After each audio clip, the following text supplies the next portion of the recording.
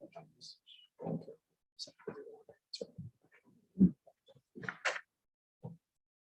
fine.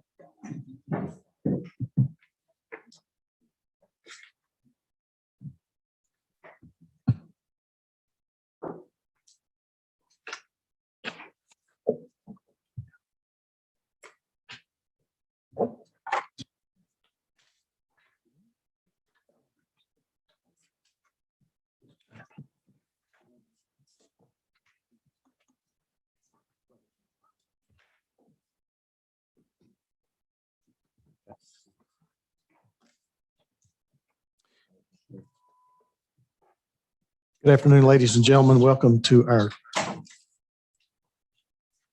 somebody has their, You got it muted. somebody has their mic not muted, I think. Okay. Welcome to our Tuesday, May the 18th agenda session. I now call this meeting to order. Could I get a motion on the minutes, please? Second. Okay, we have a motion and a proper second. If everyone is in agreement, the minutes will stand as recorded. Ordinances on final reading. Council, you have under 5A, the Juneteenth, sponsored by Councilwoman Coonrod. Any questions or comments this afternoon on this item? Not seeing any hands. Under planning items, are there any questions concerning any of these three items under planning? Very good. Council, if you would turn over now to resolutions. Madam Clerk, would you please read 7A? A resolution waiving the fees for the use of the Miller Park Pavilion in the amount of $102,000 and the Miller Park Lawn in the amount of $800 for the ceremony of the 100th anniversary of the Black Wall Street Massacre, sponsored by the Chattanooga Neighborhood Arts Partnership, to be held Monday, May 31st, 2021, from 4 to 11 p.m. for the total amount of $2,000. All right, any questions? If not, we'll keep rolling. 7, I'm sorry. Okay, Councilwoman Burrs. Not about this particularly, but are we at the point of fees where it's an arbitrary waiving? In other words, you waive a fee if somebody asks for it. We've had this question before, and I just wondered if it's ever gotten answered. Councilwoman, I know that we had some discussion on this prior, the fact that we were opening back up. It's my understanding that any council person can submit a resolution offering to waive fees. So I guess in that regard, it would be sort of arbitrary. And so, and this is not a criticism of this one. It's so how do we keep it even-handed? Or is it just we have fees, but you don't have to worry about those because a council person can ask that they be waived? Well, and I'm going to, I think there are certain events that I want to say are customary that we waive the fees. And I know Councilman Ledford, is it Bark in the Park? I think we have customarily historically waived fees And for that. movies in the park. And Yeah. I'm not, I'm So- not debating the worthiness of them. Yeah, I'm yeah. saying, Well, I think to answer your question, and here again, I think any council person can present a resolution to waive a fee. Now, I think it's up to this council what determination we use to do that. If that's something that you would like to visit again, maybe in strategic planning, I'd be happy to schedule a time that we could talk about. yes, sir, I would, because we're talking about really embellishing our parks and really making our parks more active, which is a really good thing. So either there's no fees, or what are the requisites other than you're fortunate enough to have a council person to get them waived? Okay. What are the criteria? So yes, I would. Madam Clerk, if you would make a note for me, please, either at the June 1st meeting or maybe the prior meeting, that'd give us a couple of weeks to maybe have an opportunity to get a presentation on our fees in the parks for discussion. You good, Thank you. Councilwoman? Yeah. Okay. Okay, Madam Clerk, if you would, let's read 7B under Economic and Community Development. A resolution to amend resolution number 30648, authorizing the mayor or his designee to enter into a first agreement to exercise option to renew with Chattanooga Hockey Inc. in substantially the form attached for the use of a portion of 1785 Reggie White Boulevard, identified as tax parcel number 145KE001.01, for an additional term of 1 year beginning April 1, 2021 and ending March 31st, 2022. Any questions or comments? If not, 7C, please. A resolution authorizing the mayor or his designee to enter into a right of entry permit and license agreement for playground development of Southside Community Park with the Trust for Public Land and substantially the form attached for the development of a playground at the Southside Community Park, identified as tax parcel number 155MA001, and to accept the equipment and the installation at the approximate value of $66,889. Any questions or comments? Good, Councilwoman. Okay. 7D, please. A resolution approving the distribution of fiscal year 2021 to 2022 Community Development Block Grant and Home Investment Partnership Act funds from the U.S. Department of Housing and Urban Development and program income, all totaling approximately $3,278,077, as shown more fully here and below. Councilwoman Burrs, it's my understanding that we will be discussing that during our Budget and Finance Committee later on today. So if you do have any questions, we do have an alternate version, which is the preferred version that we probably need to go over in our Budget and Finance Committee later this afternoon. Thank you. 7C, please.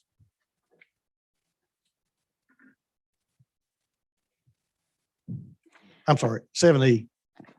A resolution authorizing the Chief Human Resources Officer to enter into an agreement with Symetra to provide the long-term disability insurance, group life insurance, accidental death and dismemberment insurance, FMLA leave management system, voluntary supplemental life insurance, and voluntary short-term disability insurance for a 3-year term effective July 1, 2021, with an option to renew for a final 2-year term with the city's portion the amount of $230,000 for an estimated annual cost of $1,169,000.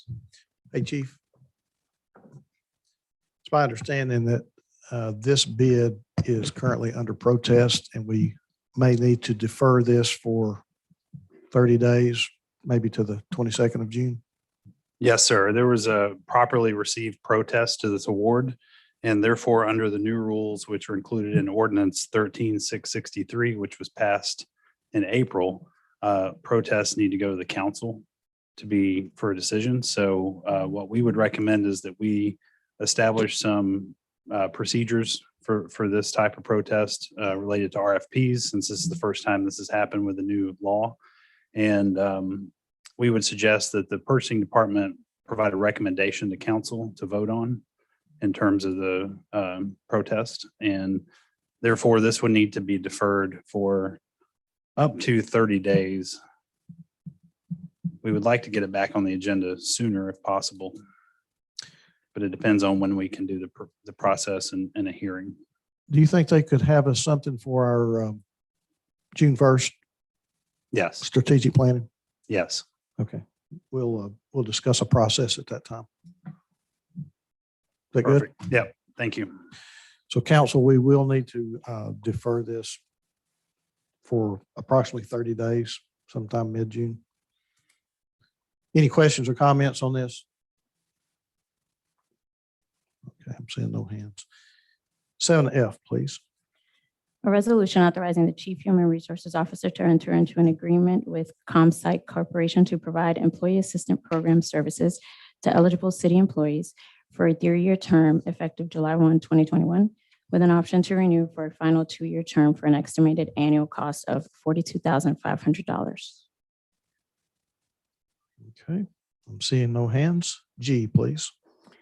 A resolution to jointly appoint Emily O'Donnell as city attorney by the mayor and city council. Any questions or comments? H, please. A resolution authorizing the chief of police to apply for and if awarded, accept the FEMA fiscal year 2021 Port Security Grant Program funds to be used by CPD EOD unit to purchase 2 X-ray machines, 2 flat panel imagery, 2 computer kits with tablets, 2 tripods, and 2 robotic X-ray frames with a 25% city match from the EOD NRC fund in the amount of $34,356.83 for an amount not to exceed $137,427.35. Councilman Ledford. Thank you, Mr. Chair. Chief, this is our explosive ordinance department, correct? Yes, sir. Okay, I think Chief Roddy covered this for us. Just want to make sure. Thank you. Mr. Attorney, did we get an agreement on the liability wording? We received a response back from the federal government that they're. You need to speak directly into the mic, sir. Yes, sir. Does There you that go. work? Yes, better. All right. We received a response back from the federal government that their federal acquisitions clauses were going to remain the same. They are not willing to make that change. They did state that they would provide some type of release that would be signed by anyone that would be dealing with explosive ordinance here in connection with this, that would release the city from liability. We are supposed to be getting a copy of that provided to us in connection with this process, but they were unwilling to make any changes to their current agreement. Well, let me word this a different way. Are we ready to go with this resolution, these 2 resolutions this afternoon? I think you are, but I would caution you to make sure that those releases are signed by anyone that operates on explosive devices from the federal government in connection with this. And how would we ensure that? I believe whenever anyone comes on the project here, they need to make sure they've got signed releases and provide those to us. Chief, you want to come forward just a minute?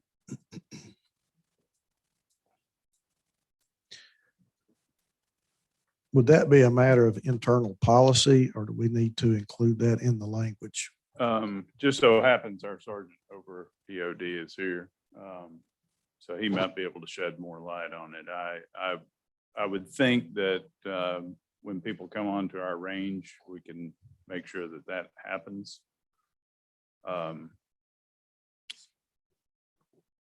Sergeant, do you have anything different? Is that something that we could include in an internal policy, that they would sign a waiver or release? I'm sure we could probably get that done.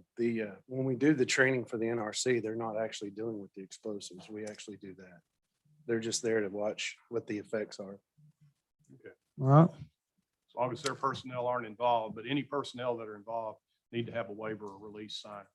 Yes, sir. Yeah, Yes. we don't have any of them involved in it whatsoever. Okay. Okay. All right. That's good. Thank you. Councilwoman Burrs. Can we not just include in accordance with federal policy and procedure? They've already got the federal acquisition requirements included in that contract on here, but they are not providing anything regarding liability at all. Instead of leaving it to, gosh, we hope they do it right, is there some language you can put in the thing itself that says our police department will follow all federal policy, whatever it needs to say? Well, Ms. Bryson in our office has been in contact with the NRC yesterday and today attempting to do that. They said that any. No, that's not what Councilwoman Burrs is asking. She's asking on our end, could we write into this resolution that CPD will obtain? We can do any- that in a resolution. We cannot do that in any contract. That's right. That's what she's Right, saying. I'm saying the resolution. So really what we need is an alternate version for this afternoon Okay. that would require CPD to obtain a written release from any federal employer government official. Yes, sir. I can try that. Okay, Yes, sir. Chief? Yes, sir. Thank you. I would recommend from the administration that we include that in department policy versus council resolution if necessary. That's just my We could say, recommendation. and included in departmental policy, whatever he said, just so that piece is covered in a piece of legislation we pass. However they want to do it, just so it's covered. I'll make a revision to the resolution if you wish, and we'll. Chief, try to could you that get done with between our now and city September. attorney so that we could come up with an appropriate alternate version this afternoon? Yes, That would cover us yes. for any liability. Thank Thank you. you. Chief Tucker, do you have something else? Okay, all right. I think we need to read, Madam Clerk, 7I. A resolution authorizing the chief of police to enter into an agreement with the U.S. Nuclear Regulatory Commission for use of the Chattanooga Police Department facilities to provide training courses for the NRC personnel and contractors for a 1-year period and 4 12-month optional periods for the life of the 5-year contract for an amount payable for year 1 of $55,000 and the next 4 years of $50,000 to the city of Chattanooga for contracted period beginning April 1, 2021 through March 31st, 2026, for a total estimated amount not to exceed $255,000. All right, and I obviously pairs with H. Madam Clerk, if you would, 7J, please. A resolution authorizing the chief of police to enter into a 1-year blanket agreement with Leica Geosystems, Inc. to provide services, repairs, updates, and warranty service for the police scan station equipment for year 3, beginning May 25th, 2021 through May 24th, 2022, and an annual spend limit not to exceed $40,000. All right, any questions on this item? Seeing none, we'll move to purchases. M, please. A resolution authorizing the city purchasing agent to participate in an interlocal agreement with Sourcewell, recognizing the name change from the National Joint Powers Alliance to Sourcewell on June 8, 2018, as previously approved in resolution number 28027, to allow the purchase of goods and services from the corp. Any questions or comments on this item? If not, we will now move to our purchasing questions for this afternoon. Council, if you would pull your list of purchases that need action this afternoon. Do I have any questions or comments concerning any of these purchases? We do have one emergency purchase as well.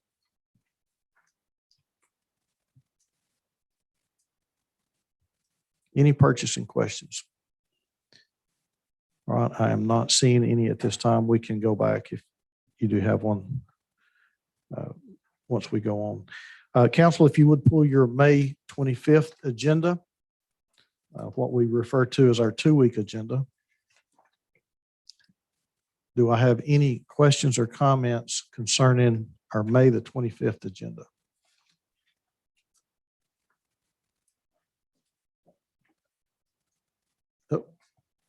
Councilwoman Hill. Thank you, Chairman. I would like to ask a couple questions about 7B, the Public Works resolution related to the Moccasin Bend wastewater treatment plant contract. If possible, can we get Bill? All right, you need Mr. Bill Payne? Yes, please, Bill Payne. Let's see. Yeah, that would be, I tell you what, Councilwoman, we do have a Public Works committee. Would you like to wait until then? Let me make sure, because that would be on the next. Yeah, let's do that. Okay. Let's cover it in our Public Works Committee. Okay. Yeah. We'll have him ready for that. Any other question on the 25th agenda?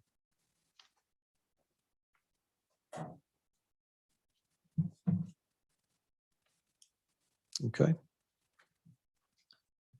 If you would look at your future considerations.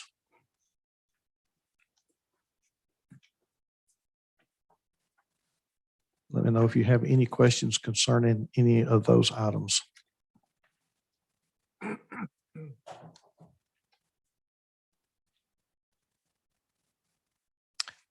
And it is my understanding, the ordinance providing for an interim budget does not need a public hearing. Is that correct, That is Mr. correct. Attorney? Yes,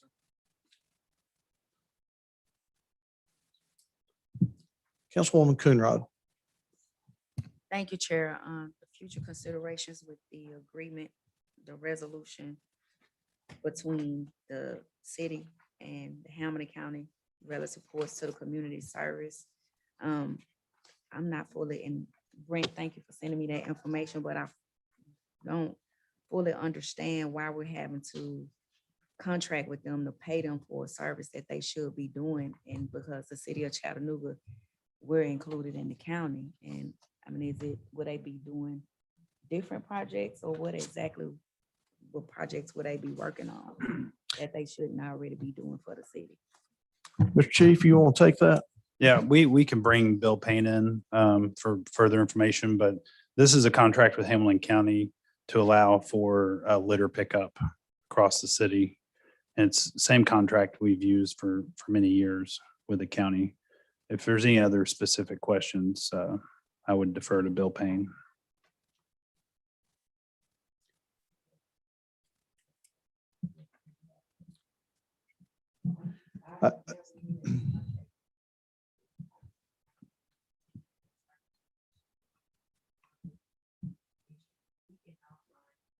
I'll tell you what, Councilwoman, if when we have Public Works and Transportation Committee, if you want to bring that question back up to Mr. Payne when we bring him in, just remind me. All right, any other questions about future considerations? If not, does council have any proposed legislation that they would like to bring forward at this time?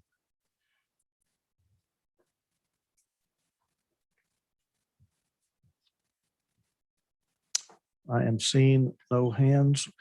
We do have a quarterly report this afternoon by our fire and police pension fund. So at this time, I'm going to ask Chris Hopkins if he would come and present to the council. Thank you very much. And it's nice to see some of the new faces. I look forward to getting to meet you in person. Almost back to normal, except for the glass bubbles, but we're getting there, aren't we? So it's good to see you again in person. For those who are new to the council, and maybe just as a reminder, the Fire and Police Pension Fund was founded in 1949.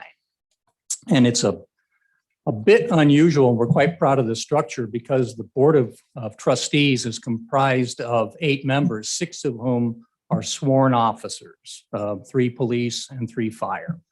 This is really important to understand because these are the people who make the decisions related to disability and retirement policy on behalf of their colleagues. I can tell you as your representative in the 7th seat of 8 on the pension board that I'm constantly astonished and impressed at the seriousness and the time and devotion that these officers devote to the solvency of the pension fund. The fund has made tremendous strides in the last few years, trying to recover from the 2008 financial crisis. And I'm happy to report that our quarterly report again for the last 5 quarters looks fantastic. First quarter, the pension fund had a return of 3.6%, which put us in the top 30% of pension funds nationally. More importantly, 2020, as you know, was a challenging year, and the pension fund had a net return of 38.9%.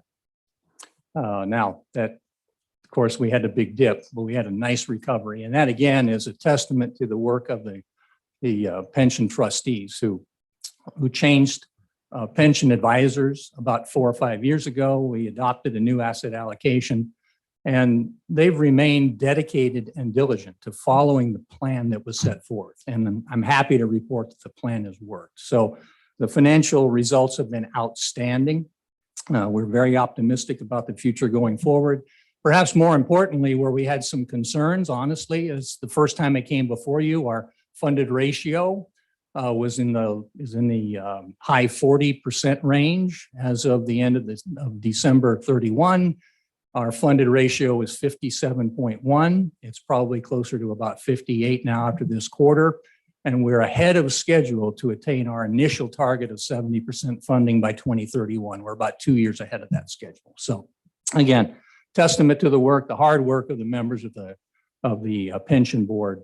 I want to take just a moment to introduce some of those members to you, if I could. The president of our board is Sergeant Joe Shaw. We also have Police Captain Nathan Vaughn, who is the secretary of our pension fund. We have 3 police officers and we have 3 fire department representatives. And then our superstar administrator, Katrina Abbott, who's been with the fund. How long, Katrina? 14 years, but she took over as the administrator 3 years ago and has done just an outstanding job. In addition, I want to recognize Katrina for completing her bachelor's degree last month, in addition to all of her other responsibilities. So we're very proud of her. I'm very proud to have the honor to serve in this capacity. It's been a great learning experience for me.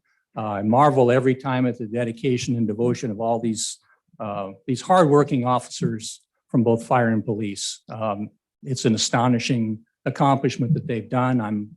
I'm privileged to have made a small contribution to that effort and look forward to continuing that. I'm happy to answer any questions. I thought I would just offer one thought that before the COVID shutdown, we had talked briefly about an education session.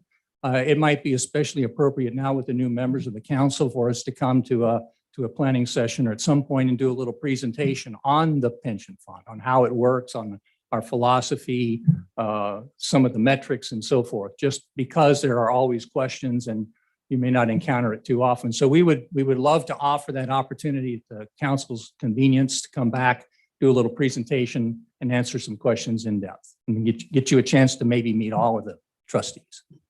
So I'm happy to entertain any questions. Council, any questions? Councilman Ledford.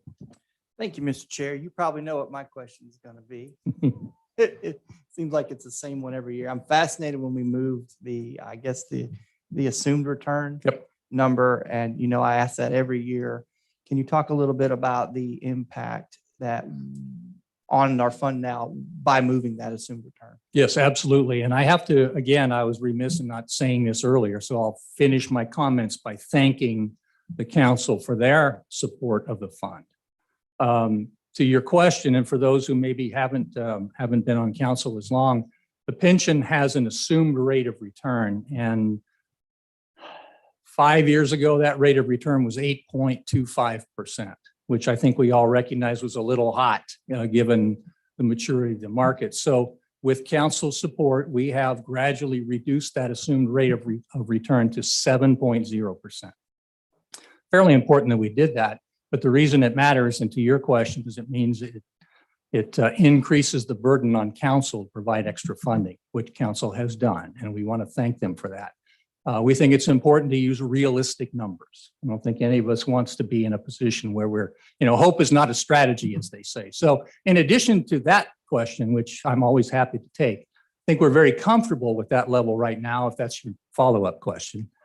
But there have been a number of other changes that the fund has made in response to experience. So the actuary, as you probably know, looks at past experience, not just investment return, but disability claims, for example, the demographics of retirees, the demographics of new hires. One of the challenges of our pension and most pensions is that the ratio of retirees and beneficiaries to active participants is close to 1-to-1 now. It's 0.94. And so you can imagine that's a demographic challenge. We think that that's stabilized. We look ahead at demographic trends, and the trends look positive after the next 3 or 4 years as the millennial generation really comes into its own and some of us baby boomers move on into the sunset. So that's an important question. Not only did we reduce the rate of return, we also increased some of the cost assumptions based on retirement trends, based on, I'm sure fire and police officers could attest to, difficulty with staffing and just the numbers of the plan. So those are all cooked into our assumptions as well. So when we talk about reaching a 70% funded status by 2031, and that's important because that restores some of the COLA provisions that were changed a few years back. So that's an important milestone, and we expect to hit 80% within the next 4 or 5 years after that. And we're, as I said, 2 years ahead of schedule on that. So thank you for that question. We're comfortable where we are now, but again, we have to thank council for being supportive of that. You mind explaining for the new council when you refer to COLA? Oh, sure. Cost of living adjustments. So, the pension before I joined the board, and for those who remember the restructuring of the pension fund, when was that, Katrina? The last 2014. It was necessary to make some changes to the benefit package. And one of those was to reduce the cost of living adjustment.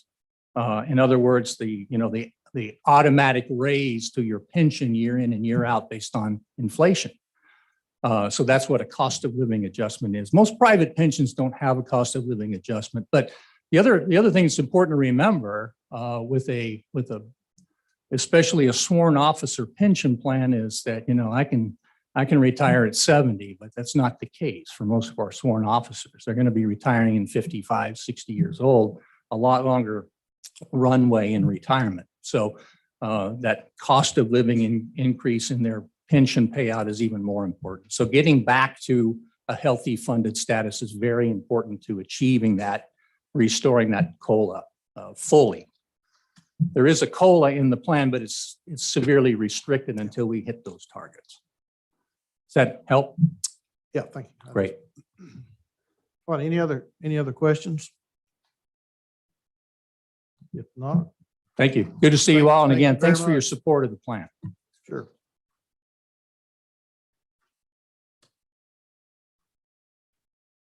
All right, that concludes our regular agenda this afternoon. So at this time, we will call to order the Public Works and Transportation Committee. Could I get a motion on the minutes? All right. If there are no objections from the council, the minutes will stand as recorded. You have one ordinance on final reading.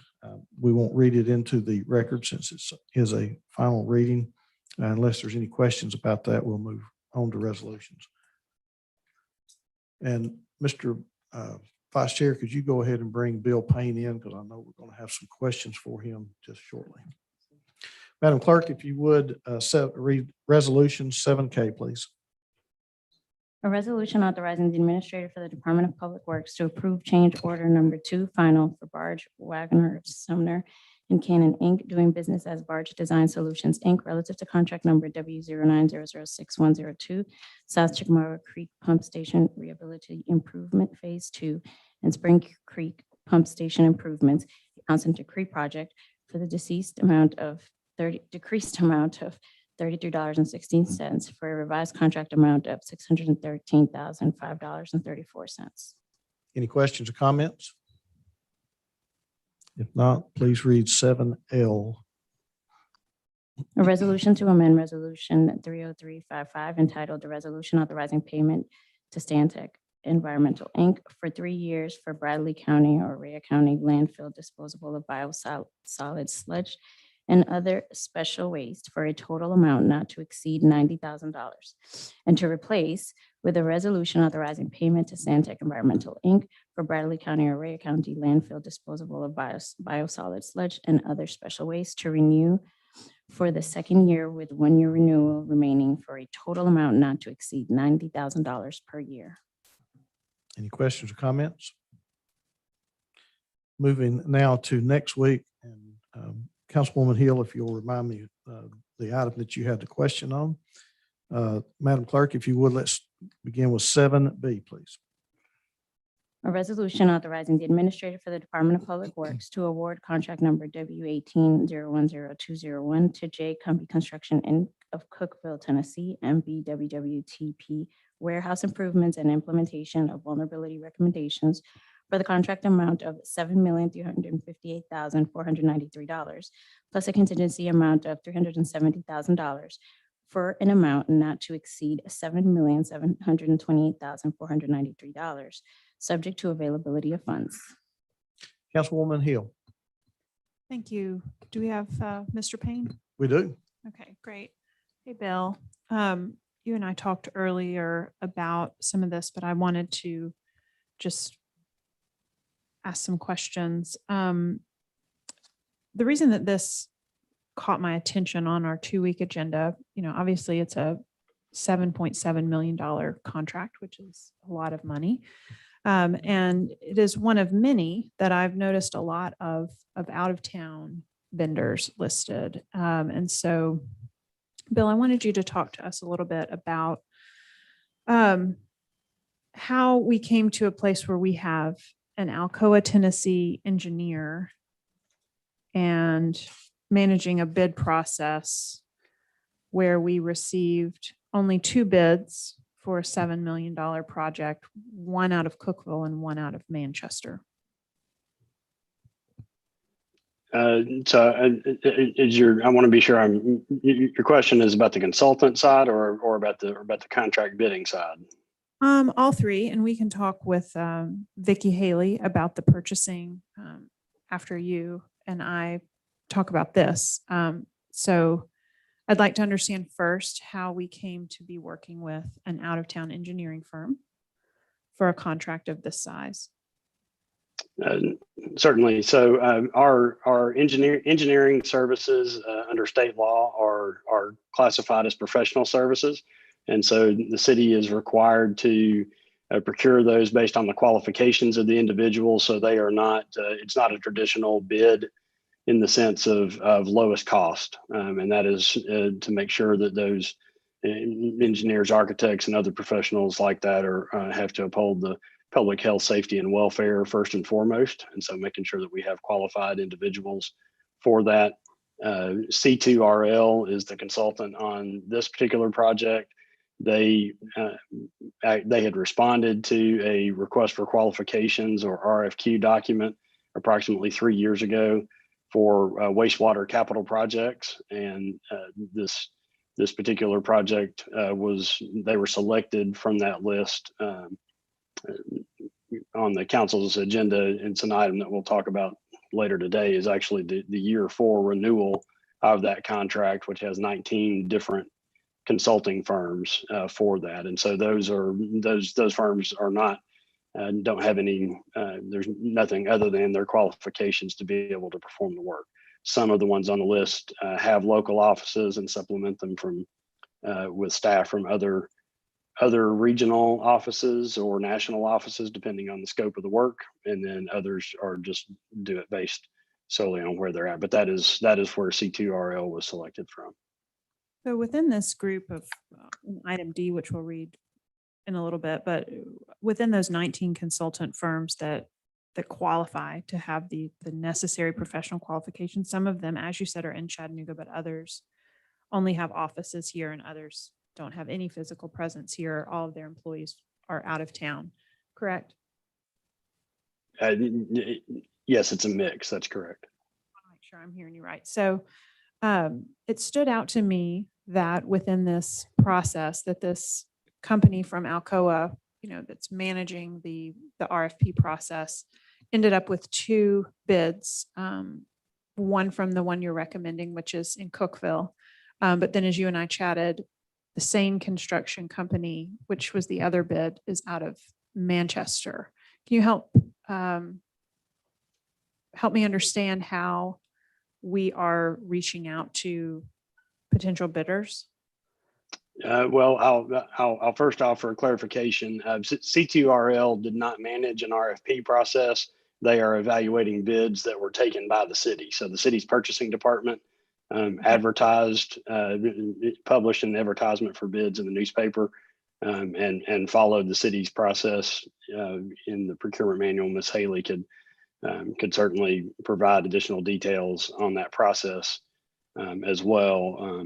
But C2RL's role in this was to provide the bid documents and the construction documents that were provided to all the bidders. And then they evaluated the bids that were returned from from those bidders that made their submissions, by the required date and time. And they evaluated them to make sure that all of the specifications were being met, that they were taking no exceptions or exclusions, to the project, to be sure that the city's actually getting what we asked for and what we wanted out of the project. And so that's their role, and and also to make sure, that they certify the bid tabulation, to make sure that all of the lines match up. Sometimes, there's a math error, or contractors are making those, as they go. And so there is a certified bid tabulation that the project engineer has to certify and submit as far as their recommendation. Okay. All right. Thank you, Bill, for that insight. Can we get Vicky Haley in the meeting? I'm happy to answer any purchasing related questions. Okay. Vicky and I were chatting this afternoon about how we got to a place where we only had 2 bids for this project, neither of whom were local companies. We had no local companies choose to participate in this. So I'd like you to share that. I know you weren't here when this RFP went out though. So No, that's okay. Yeah. she had some thoughts. I do think that these are very specific services. They are complex projects, especially. What's a warehouse build? Well, it's a specific warehouse build for the sewer plant, right? So it has to meet certain specifications for the overall usage in the plant. But more pointedly for local, we are prohibited by state law to provide local preference. So the Attorney General issued opinion 13-92 that said it is illegal to have local preference. So that's not an option that we have currently. But also we do lean toward local preference when possible. If there's only one bid and it's a local bidder, the purchasing manual says we don't have to rebid. So we could take that local company, even though there was no other competition. Also, if there is a tie bid, where, price, scope, and quality are all completely equal, then we can choose the most local vendor in that regard. So those are the only options we have available to us currently under the procurement rules. We can certainly look for more local vendors as we build out our database. And in particular, we would like to increase the number of minority businesses that are bidding in the city.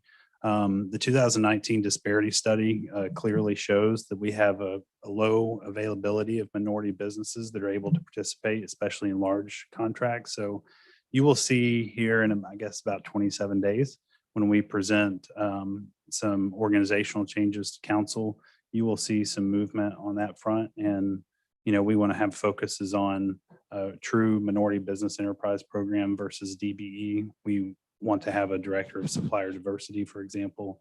And there's many other changes which we'll present, but I think we do have an opportunity to increase the number of local businesses that are available to bid on projects, whether minority or not, but we will have a focus on minority business availability. I appreciate you sharing that. You're definitely thinking along the lines where I was headed. Chairman, I'd like to get this topic added to strategic planning, not for June 1. It sounds like we have a busy time, but maybe for after the 27 days, I think you said, Brent. But to talk about the ecosystem that exists when it comes to workforce development, local economy, and how we encourage our local businesses to participate in city business for the benefit of our community. If I may add, one additional thing I would mention is we do have to keep in mind that we should have a regional approach to some of these things, because if we start to limit, regional companies from bidding on city projects, other cities will start, eliminating our companies that are in Chattanooga from bidding on their projects. And I think if we look at it as holistically as a regional approach to really increase participation as local as possible, that will be beneficial. But I do want to make sure just to note that, it could be detrimental if we start excluding regional companies from bidding because of what that can mean for Chattanooga-based companies. Certainly, and that's why it warrants more conversation as a council, as we consider what our council mission statement is and how we intend to do our work and set our legislative agenda for the coming year. I'd like us to be making some of these decisions in a more thoughtful way. Thank you. Councilwoman, you good? I mean, that's all your questions. Councilman Ledford? Chief, real quick, thank you, Mr. Chair. On that note, will debundling of contracts be part of the strategy going forward? I missed the question. Will debundling? Debundling? Debundling, yeah. It could. I think it's a possibility. I think in certain circumstances, bundling actually is very beneficial to the city from a fiscal aspect, but also from a service provision aspect. So I think it could. I think it's definitely worth being part of the discussion. I do think we should also keep in mind that we do have some pretty stringent state rules around Right. procurement that we can't really do much about. But in terms of building the ecosystem and building business development throughout the city, that would be my primary focus in increasing the number of businesses available to bid on projects. Very good. Thank you. Thank you, Chairman. Councilwoman Coonrod? Thank you, Chair. Councilwoman Hill, I just wanted to assure you that that conversation has been held several times. Council has brought it to the floor. So I want you to know that I see you. I also hear you. And I do recognize what our chief is saying as well. I think it's important that, we don't limit others from doing work in our city, but I also, advocate for our businesses to be able to do business with the city of Chattanooga. So I stand with you on that, and just however that we can work with the chief to see what options are available, I support you on it. All right, any questions concerning this resolution B in particular? All right. Madam Clerk, C, please. A resolution authorizing the administrator for the Department of Public Works to approve change order number 5 for Jacobs Engineering Group relative to contract number W17006101, program management for consent decree implementation, a consent decree project for the renewal of year 5 of the 5-year program in the amount of $3,401,912.96 for a revised contract amount of $13,589,348.70. Any questions or comments regarding this item? Seeing no hands, D, please. A resolution authorizing the administrator for the Department of Public Works to renew year 4 of a 5-year term for the on-call blanket contracts for professional services for support of wastewater capital improvement programs, contract number W18001, resolution number 29413 for the 19 consulting firms listed that submitted qualifications in the 6 different categories per their qualification packets in the amount of $7,056,500.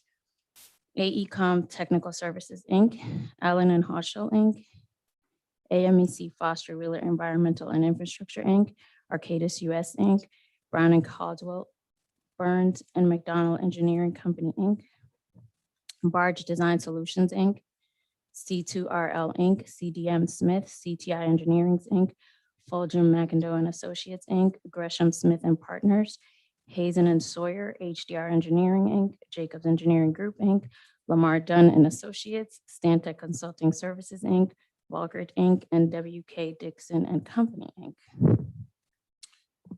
Any questions? No.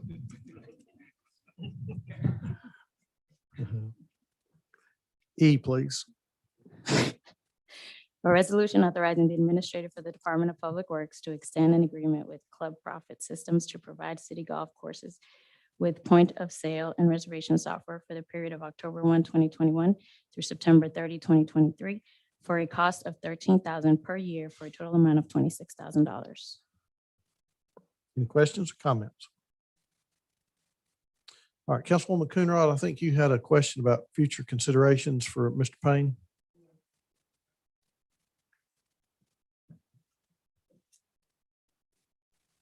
Mr. Chairman, I cannot hear Councilwoman Coonrod. I apologize. Okay. Councilwoman, is your mic on, or maybe you just need to pull it up closer to? I still,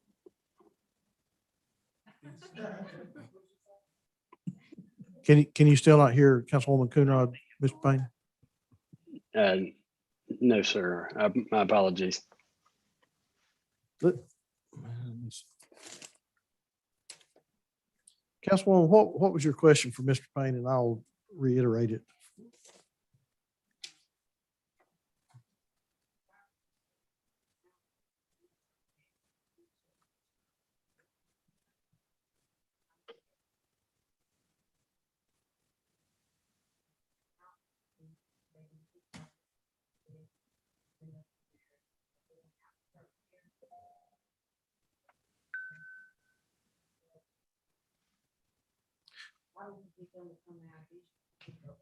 Okay. So, Mr. Payne, under future considerations, 9B, the city council resolution is requested to authorize the mayor to execute agreement with Hamilton County relative to the courts community service program between the city and the county. Councilwoman Coonrod's question is, why do we pay the county for something that they should be doing anyway? And then how often do they come out and pick up trash? Certainly. So I'm not aware of the genesis behind this arrangement, but I know it is a longstanding arrangement that the city and county have had. The county has it not only with the city but also with TDOT. TDOT also has to pay for these services, which typically is weekend work. I'm looking. I'd heard her question earlier, and we were trying to see if anyone on our staff knew that, but the folks that are involved with it currently, it had been an ongoing program. So there may be some state laws. Mr. Payne, do you know how long the agreement has been in effect? I do not, but I know it's just from my tenure. I've got 25 years, and to my knowledge, they've been picking up at least 20 of those years. But it may be longer than that. Okay. Hold on one second. The chief is standing at the podium like he has something to offer. Yes, thank you, Mr. Chairman. I would be happy to get with the city attorney and do some research on this and see if this is indeed possibly required by state law. I know that there are some state laws that, for example, inmates used to do some ditch work for cities. That is now not allowed by state law. I wonder if there's any provision that requires us to cover the county's costs, because this contract is for the cost to cover cost only. So I would like to maybe do some research and report back to council. Councilwoman, go ahead.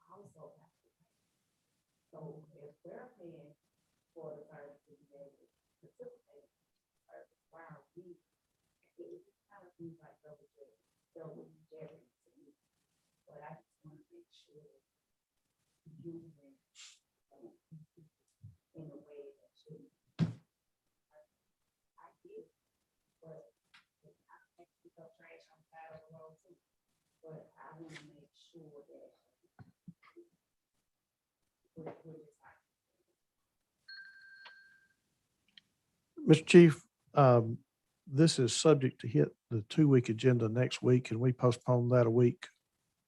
Is there anything critical about the timing of this contract or agreement?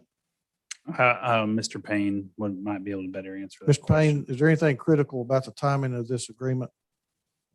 Our only primary piece is that we want to make sure that everything is signed signed by all parties and everything is in place prior to the start of the fiscal year. Otherwise, we would not have these services on July 1st.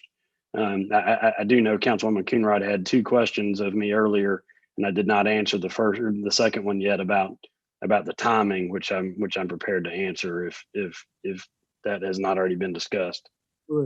Okay, so it sounds like to me, we're not, I don't believe this council's quite ready for it to be on the 2-week agenda. So let's hold this a week before we put it on the 2-week agenda, Chief. Yes, sir. And then make sure we get Councilwoman Coonrod's questions answered. Yep. Thank you. Councilwoman Burrs.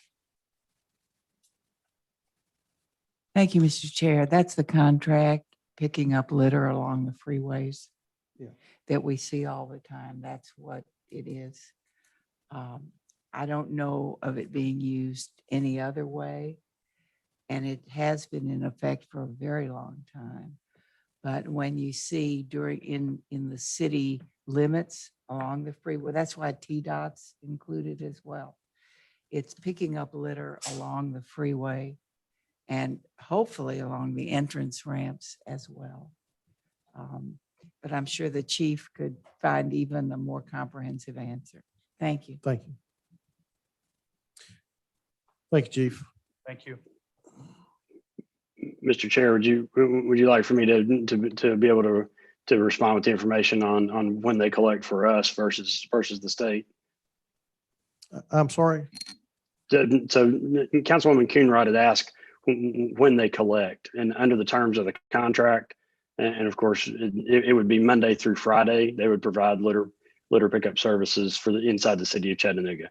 Typically, the TDOT collections are done on weekends at separate times. And because that's under a separate contract. Our contract does not include the limited access highways such as the interstates and others, and it's only for surface streets.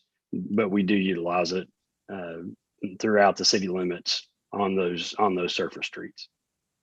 Okay. As long as crews are available, which has unfortunately not been the case due to COVID. But once they return to a more normal staffing or assignment of those crews, and we expect the litter crew availability to increase.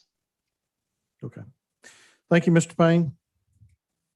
We are now going to move into transportation. Mr. Vice Chair, you can excuse our guest and go ahead and bring in Mr. Bailey in the event that there are any questions for Mr. Bailey. Madam Clerk, if you would go ahead and get started with 6A, please, for next week, Tuesday, May the 25th. An ordinance closing and abandoning an unopened alley in the 200 block of West 25th Street as detailed on the attached map.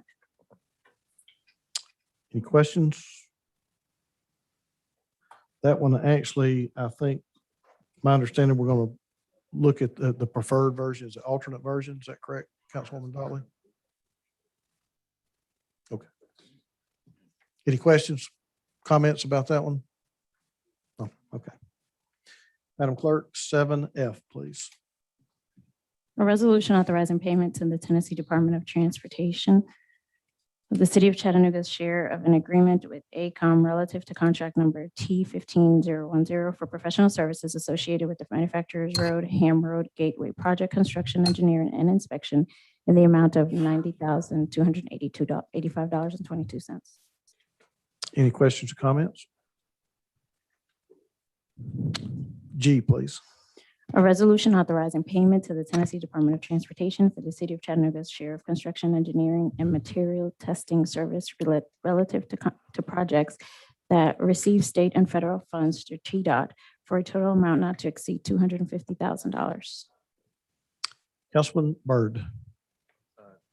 Thank you, Chair. I will yield to one of my colleagues if they have something about this particular item. It's just something I would like to ask Mr. Bailey outside of this line item G. Okay, any questions on item G? Councilman Ledford. Thank you, Mr. Chair. Blythe, there he is. Blythe, these are basically the payments for when we get our matching funds, correct? To fulfill. Can you hear me okay? I don't think you can hear me. I don't think you can either. Oh, here we go. Here, can you hear me okay? Yeah. Okay, sorry, I was having a really hard time hearing you, but I think you asked for confirmation that these are payments. We are required to do various testing procedures with TDOT on all of our federally funded projects. We've got 10 to 15 of them active right now. And each project has sometimes $10,000 to $15,000 worth of incremental costs throughout the life of the project. So this just allows us to pay TDOT for each of them. That's what it is. Thanks for the clarification. Thank you. Good, Chairman. good. Yep. Councilman Byrd, you had a follow-up question for Mr. Bailey?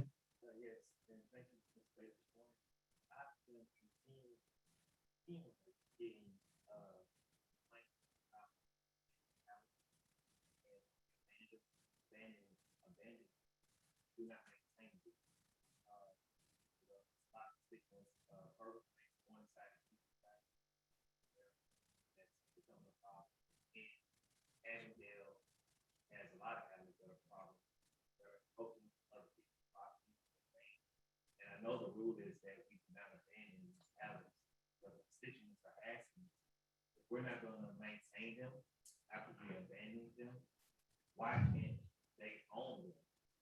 And they can maintain them themselves. And I know we talked several times about, we might need this for a right of way or need this for some other situation, whether it's a road that's gonna be built or something of that nature.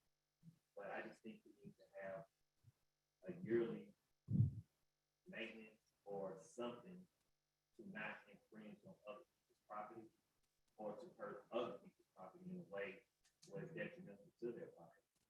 I like to see something or ask how can we get something because it's beginning to become a problem major around, especially this state.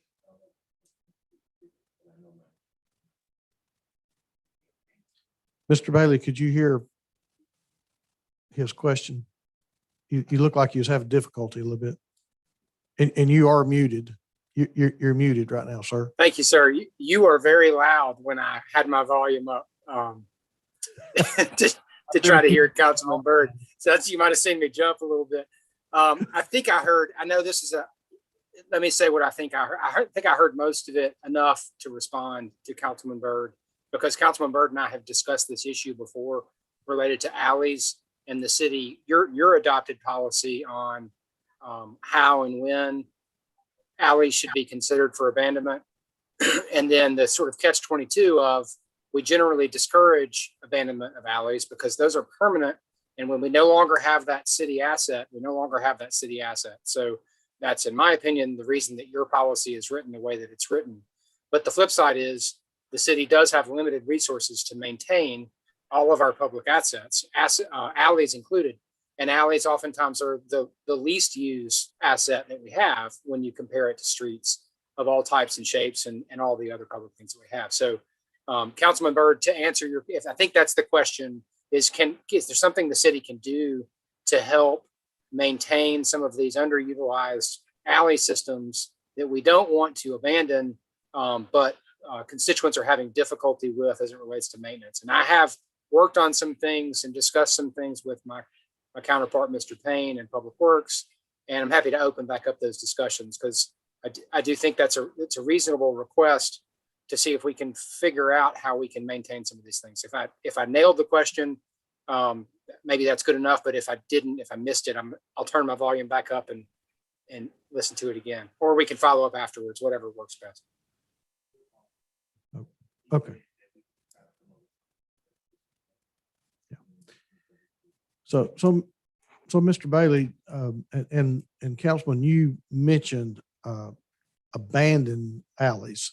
If we abandon those alleys, and Mr. Bailey, correct me if I'm wrong here, if we abandon those alleys, those properties revert back to the owner under abandonment. Mr. Bailey? Yes, sir, Mr. Chairman. If the alleys are abandoned, it's not a public maintenance obligation.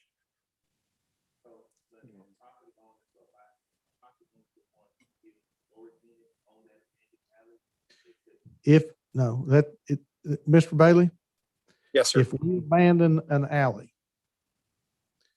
does that property not revert back to the property owners? You are correct. If the alley is abandoned, it is no longer a public resource. Now, I think, don't get abandoned confused with unopened. Correct. So if it is abandoned, if it has been before council, council has abandoned that alley, that property reverts back to the homeowner, to the landowner. And Correct. that is their, now their land. And they can put whatever is within code on that abandoned alley. Right.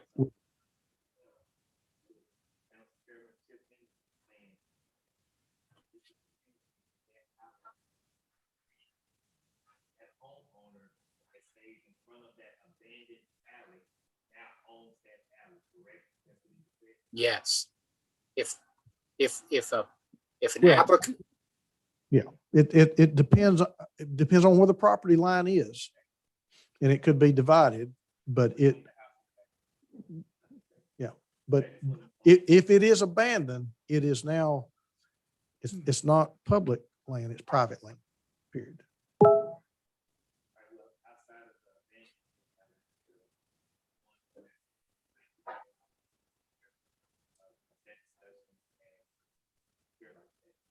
Okay.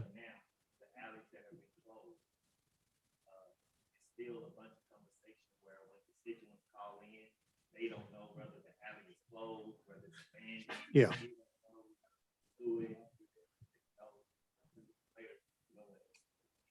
Okay.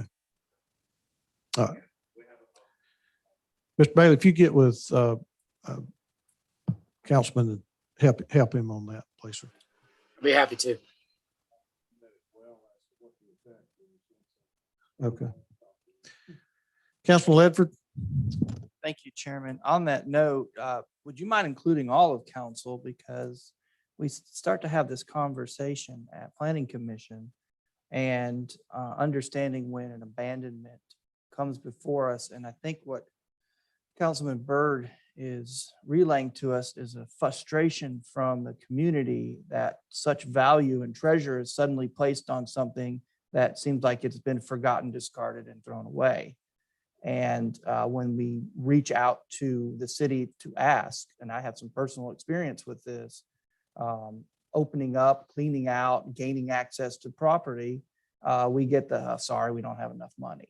So it's like, well, hang on. That's a little bit confusing to property owners who are asking for assistance. It's like, I own it, but I'm not going to touch it. And it's like, well, that's not fair. All of a sudden now it's valuable to you. It's kind of like that toy you never play with, I guess. So I think that's in conversations that I've had with you and been out in your district and looked as well as many others. I think that's where this stems, is the frustration and maintaining these alleyways and maybe assigning them some sort of value. Okay. And, so thank you. We've drifted a little bit from our agenda, but I'm going to try to reel us back. Councilwoman Hill, is this a Well, I discussion would- that we can have yeah. at a later date about these alleys? Well, I just add that in addition to closed, there's just plain neglected. And I have homeowners in my district who have had city alleyways, and the city not only will not let them is not maintaining them, the city's not allowing them to maintain them either. And they've actually had trees fall on their homes that suddenly are their problem and a significant expense. All right, Mr. Bailey, it looks like we need to readdress our alleys in Chattanooga, sir.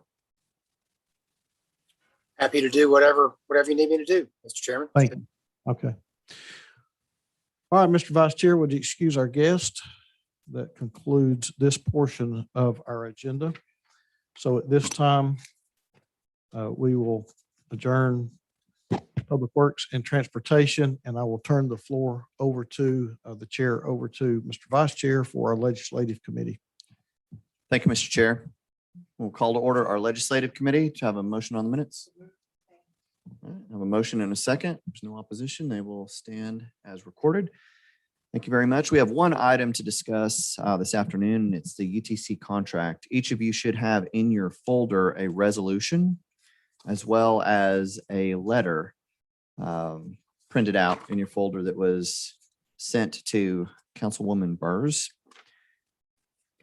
I don't have anything in particular to add to those documents. I just wanted to offer the opportunity for the council at this time to ask any questions about this resolution or about the content of the letter at this time.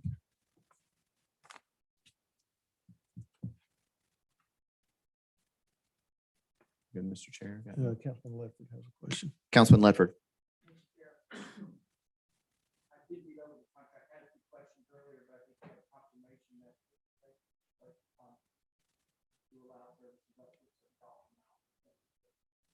Services as needed and as. That is correct, sir. That is my understanding as well. Chairman? Thank you, sir. This is something that we have talked about quite extensively in the previous council, trying to get help for this council to be able to do research or someone to help us with research. And this contract seems to help fit that bill, and that's the reason we're bringing it before the council at this time. Sir, Not seeing any other hands, sir. no other hands. Councilwoman Coonrod is, yeah. Oh, Councilwoman Coonrod. Thank you, Chair. I think this is great. Thanks, Councilwoman Burrs. The only question that I have is that we have an asset already with the city of Chattanooga, and I mean, in our budgets, I don't know what it's gonna look like moving forward, but we funded the Mayor's Council for Women that does a lot of research pertaining to the things that we want to know about. So my question to you is, why aren't we using the research that they have and to go along with what UTC could offer us? Madam Chair, do you, or Madam Burrs, do you mind answering? I think that's a great question, and we are doing that. I remember a couple of times you wanted to know, not the council wanted to know practices in certain areas that we were, homelessness. I'm sure you all think of other. You wanted independent input from administrative input. And so this would give you academic independence. I'll tell you another one that just came up, Councilwoman. It had to do with cost effectiveness relative to some budgetary issues. We've been going over a lot of issues for about 6 years now. And we've heard over and over again, we wanted independent input. And so this gives us a way to do it as needed, defined by us. And it's in addition to some of the issues we're already going to be studying relative to women's health and this sort of stuff with the Mayor's Council. So thank you very much. They go hand in hand. Thank you. Please, go ahead, Councilwoman.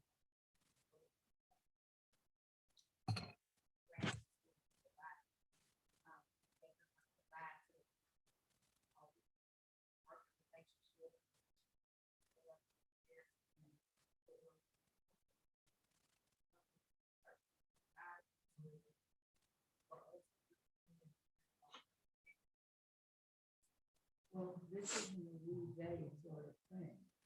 This is in response to council saying we wanted more information and we didn't have independent research to help us come up with good answers legislatively.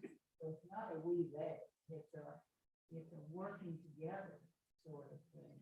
It's what we've been asking for. It's just one way to address it. Thank you, Councilwoman. Very good, Councilwoman. You got another follow-up, please?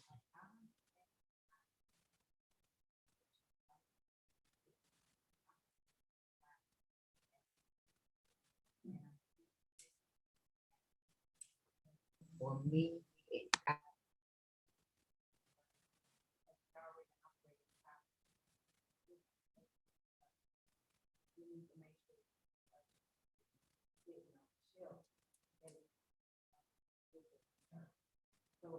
the role of the city attorney. From my understanding, they're supposed to be served without, and I know one of the work for both, but what role do they play? Legislative vote. I believe you see it. Will the city attorney still provide those services? Do you want to respond? Yeah. I mean, my understanding of this in the years that we've discussed it is this is not for legal advice. That's what our city attorney is for. It's for legal counsel and to draft legislation. This is more for research. If there was something we wanted to do legislatively, you could research across a lot of different cities. You could look at how how there's been impact, things of that nature. But our city attorney's office would still be the ones responsible for drafting any legislation and would be our legal counsel. I don't know a better way to answer that particular question, but yes, that would be our city attorney's situation. But there's other areas where we may want some research done. Again, budget-based information, that's not really a function of the city attorney's office. So it would be in addition to what the city attorney's office would be, but they are our official legal arm just as much as they are for the mayor.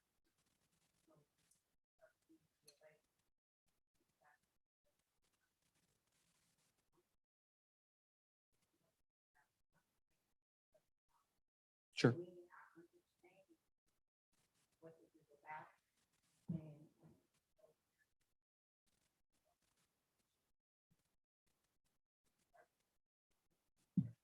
Absolutely.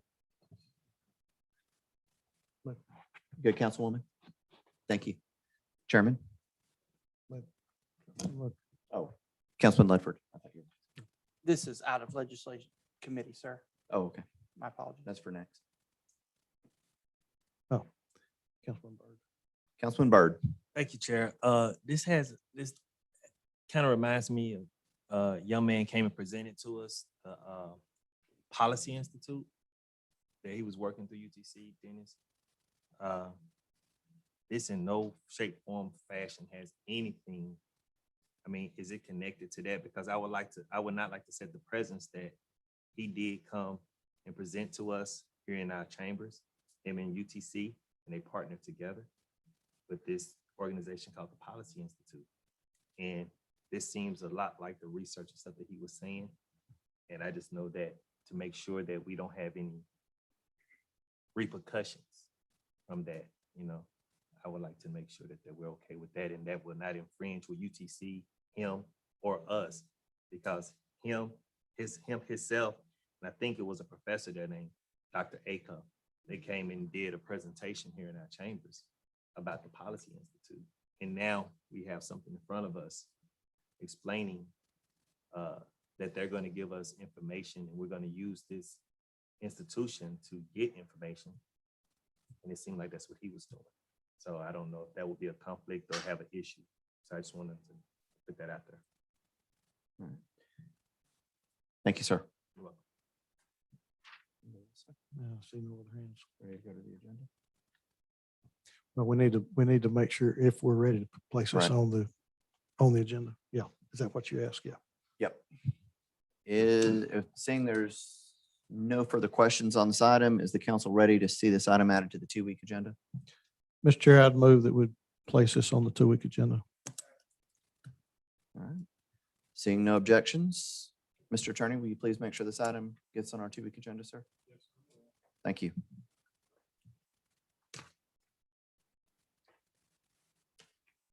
All right. Seeing nothing further for the Legislative Committee, we will adjourn and move into Budget and Finance with Chairwoman Burrs.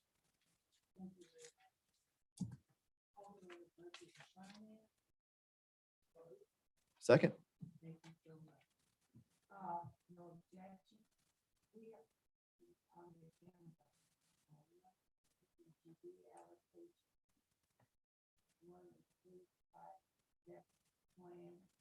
And pay plan discussion. So the pay plan discussion, as you already know, is scheduled for early June. So that's taken care of right now. The CDGD allocation Mr. Salmons forwarded to you all the allocation, and hopefully by now you've got back with him and got all the questions answered. So is there anything further about that so that you can go forward?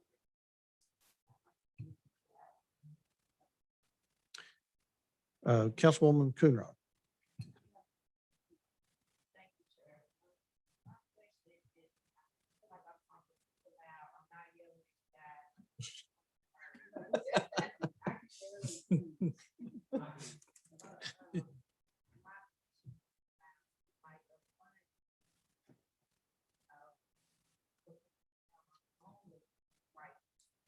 And we only allocating them 43,000. And we're in, I think that there is. Does the administration want to answer that or do you want to answer that? Councilwoman Coonrod, the amount that you were making reference to is in response to the application submission of that organization. Each of those who submitted and went through the vetting process, we were fortunate. It's not that often that we have enough funding where we're able to address all the submissions. The request that was submitted by the organization was fully funded for what they submitted.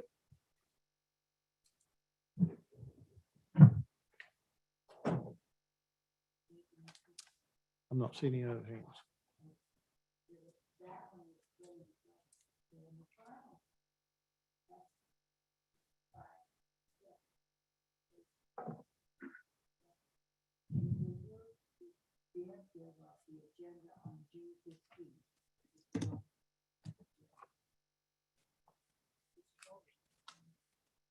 Thank you, Councilwoman Burrs.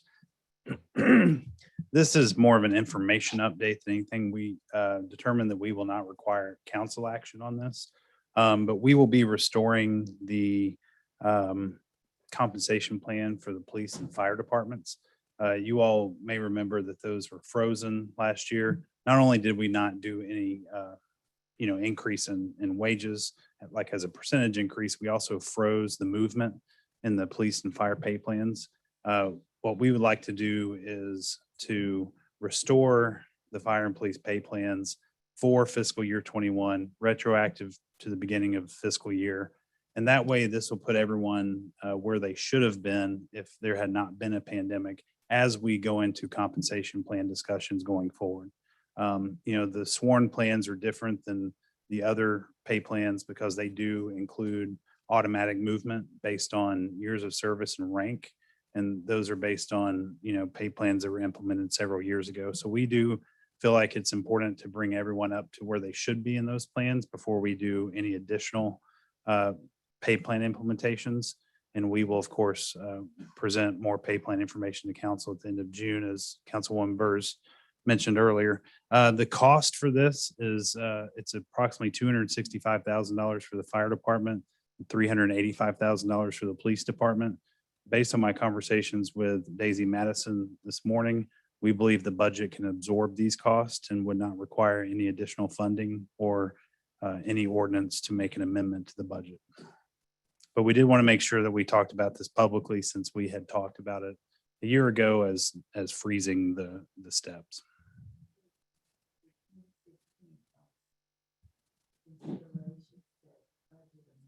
Right. And we thought we would need to amend the budget, but based on further review this morning, we don't believe that's necessary. So we can remove that item, but did want to inform council. No, I've got a question.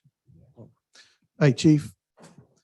So when you say we don't have to do a budget amendment, does that mean that the cost of this is coming out of the respective department? Yes. Okay. Yeah, the fire department's budget can cover the additional $265,000 for the fiscal year, and the police department budget can cover the additional $385,000. Most of that, as you know, is due to vacancies throughout the year, which causes surpluses on the expense side of the budget. So we are able to cover these without any additional funds. Okay, all right. Thank you, Councilwoman.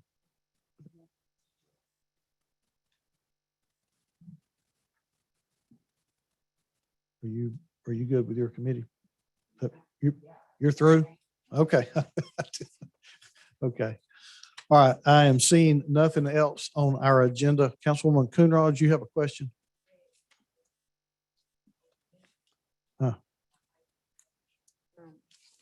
Chief, if I may, so where would it, put the police and the fire, their salary, what would it take them up to?